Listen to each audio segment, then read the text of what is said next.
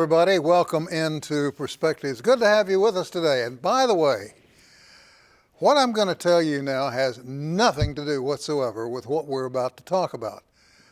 But I just want you to know that it was back in 1933 that somebody first spotted the Loch Ness Monster on this date in 1933.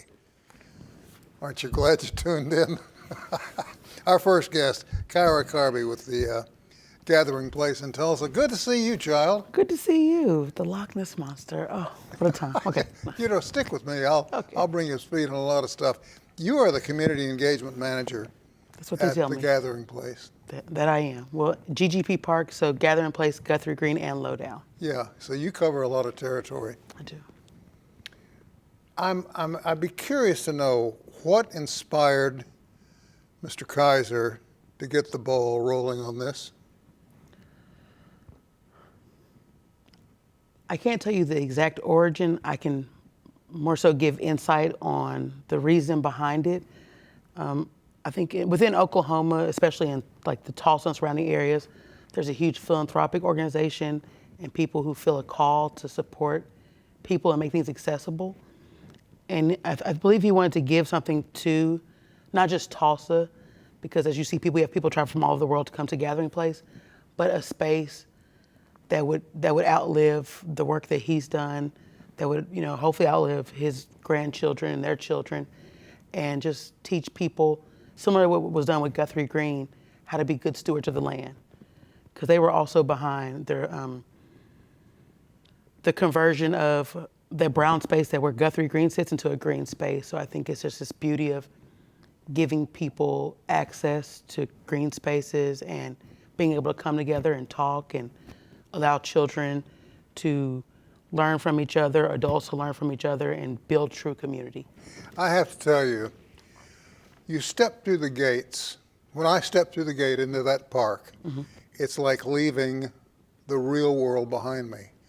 Because all of a sudden, I'm transported into a place of just sheer relaxation and pleasure. But couldn't the challenge be that you're stepping into the real world?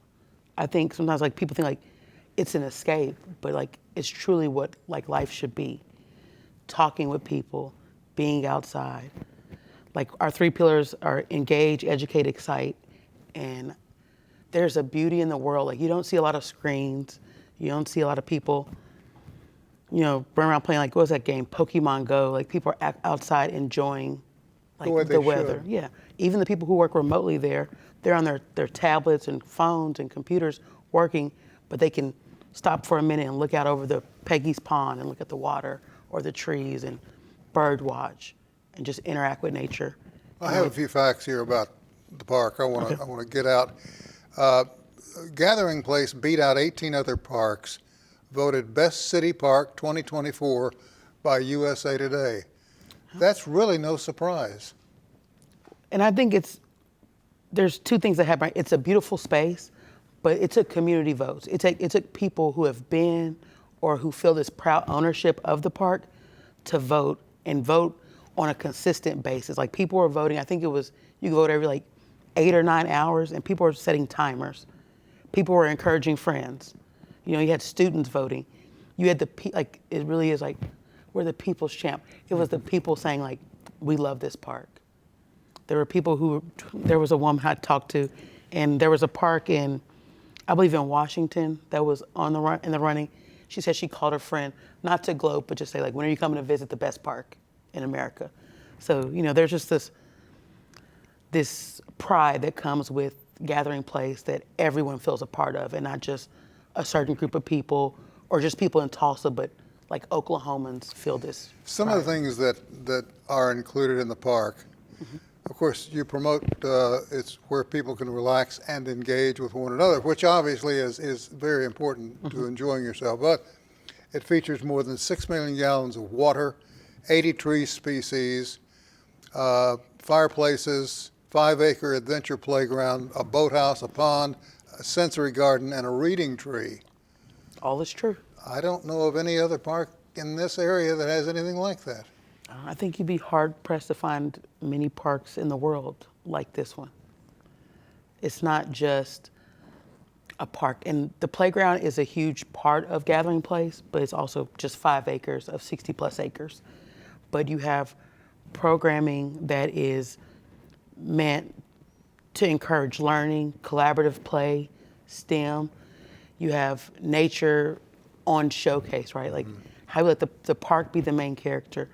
When it gets warmer outside, our kayaks or our paddle boats and kayaks will be back up and running. You also have, we get grants from PSOs for our educational programming. We have field trips. We have people who create music, write poetry, paint. People are watching their children grow up in this park, taking their first steps.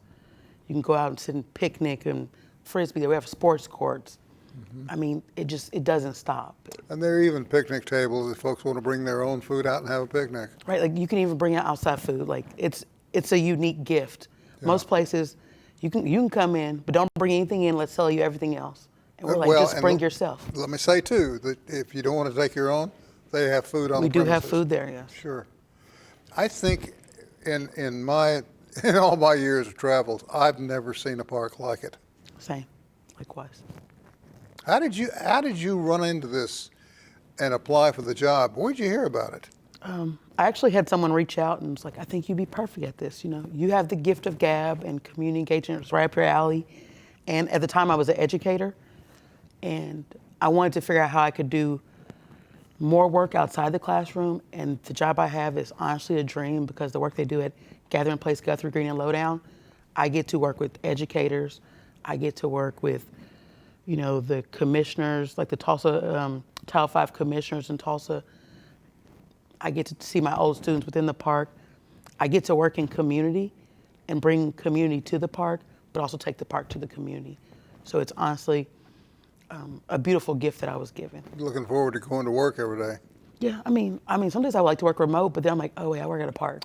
My wife pointed out something I had not caught on to it. I knew everybody I see out there, it's almost like the weight of the world is gone when they're inside the gates or inside the walkways.